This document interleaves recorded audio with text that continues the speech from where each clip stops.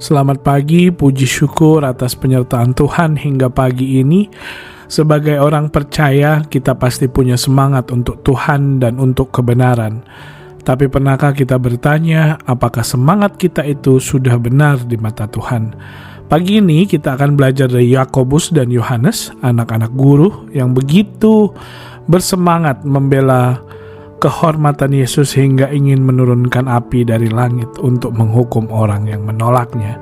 Mari kita pelajari teguran Yesus yang sangat penting tentang misi sejati seorang pengikut Kristus melalui firman-Nya di dalam Lukas 9 ayat 51 sampai 56. LAI memberikan judul Yesus dan Orang Samaria.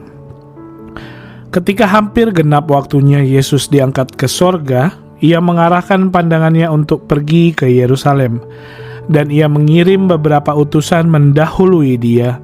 Mereka itu pergi lalu masuk ke suatu desa orang Samaria untuk mempersiapkan segala sesuatu baginya.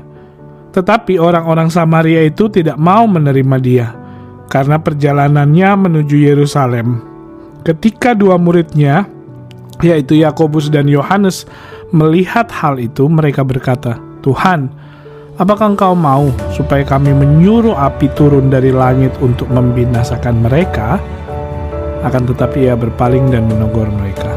Lalu mereka pergi ke desa yang lain. Bapak Ibu, gema kabar baik hari Sabtu ini tanggal 9 Agustus berjudul, santapan hariannya berjudul Marah Tidak Menguntungkan. Nah, Bapak Ibu, setiap orang bisa marah. Ada yang marah karena niat baiknya tidak mendapat respon positif. Ada pula yang marah karena diperlakukan secara tidak adil. Semua alasan ini wajar, tetapi tindakan yang dilakukan setelahnya dapat mengundang masalah. Tidak sedikit orang yang karena marah mengutuk, mengancam, bahkan tidak segan-segan berdoa agar Tuhan menghukum dan menghancurkan orang yang membuatnya marah. Nah, Bapak Ibu, Yakobus dan Yohanes sangat marah kepada orang-orang Samaria di suatu desa, sampai-sampai mereka meminta persetujuan Yesus agar mereka menyuruh api turun dari langit untuk membinasakan mereka. Kemarahan kedua murid Yesus itu didorong oleh penolakan orang-orang Samaria itu terhadap Yesus yang hendak melewati desa mereka. Alasannya adalah karena pada saat itu Yesus sedang berjalan ke Yerusalem. Alasan ini mungkin sedikit membingungkan. Dalam hal ini kita perlu ingat konteks pada masa itu orang Yahudi dan orang Samaria tidak bergaul satu sama lain. Orang Yahudi beribadah di Yerusalem, sedangkan orang Samaria di Gunung Gerizim. Maka tidak diterimanya Yesus yang adalah orang Yahudi yang hendak melewati daerah Samaria untuk pergi ke Yerusalem dapat terlihat sebagai hal yang wajar. Marah sampai meminta Tuhan untuk menghukum orang lain jelas bukan sikap yang diperkenankan Tuhan. Jika sebelumnya Ia menegur para murid untuk tidak melawan orang yang tidak melawan mereka, kini Ia juga menegur mereka untuk tidak mengutuk orang yang menolak Dia sekalipun.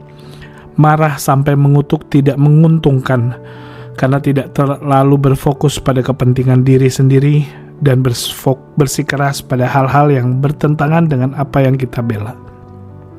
Tuhan tidak menghendaki kita untuk membelanya dengan marah. Sebaliknya Tuhan berkata, "Kasihilah musuh-musuhmu." Mari kita saling mendoakan agar setiap orang dapat saling memahami dan mencari solusi bersama. Bapak Ibu, mari kita satukan hati kita di dalam doa. Bapa kami yang penuh kasih karunia, kami bersyukur untuk firman-Mu yang pagi ini telah menegur sekaligus menghajar kami. Engkau menunjukkan kepada kami isi hati Tuhan Yesus yang sesungguhnya. Hati yang datang bukan untuk membinasakan, melainkan untuk menyelamatkan.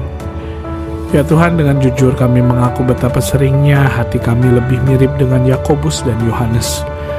Ketika kami ditolak, ketika iman kami direndahkan, atau ketika pelayanan kami tidak diterima, kami mudah sekali menjadi marah, kecewa, dan ingin menghakimi. Ampuni kami ya Bapa untuk setiap api amarah dan penghakiman yang ingin kami turunkan atas sesama kami. Ampuni kami untuk setiap semangat yang keliru. Tuhan Yesus, berikanlah kami hati-Mu, hati yang tetap teguh berjalan menuju Yerusalem sekalipun tahu penderitaan menanti, hati yang mampu menanggung penolakan dengan kesabaran.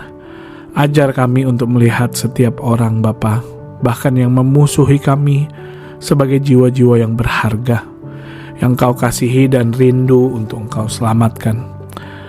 Tuhan, mampukan kami di dalam kuasa Roh untuk menjadi agen penyelamat-Mu di dunia ini.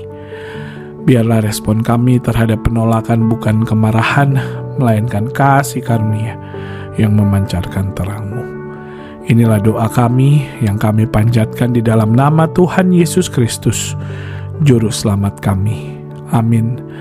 Bapak Ibu, semoga renungan yang Bapak Ibu dengar hari ini bisa menjadi berkat dan menguatkan. Selamat hari Sabtu, Tuhan Yesus memberkati.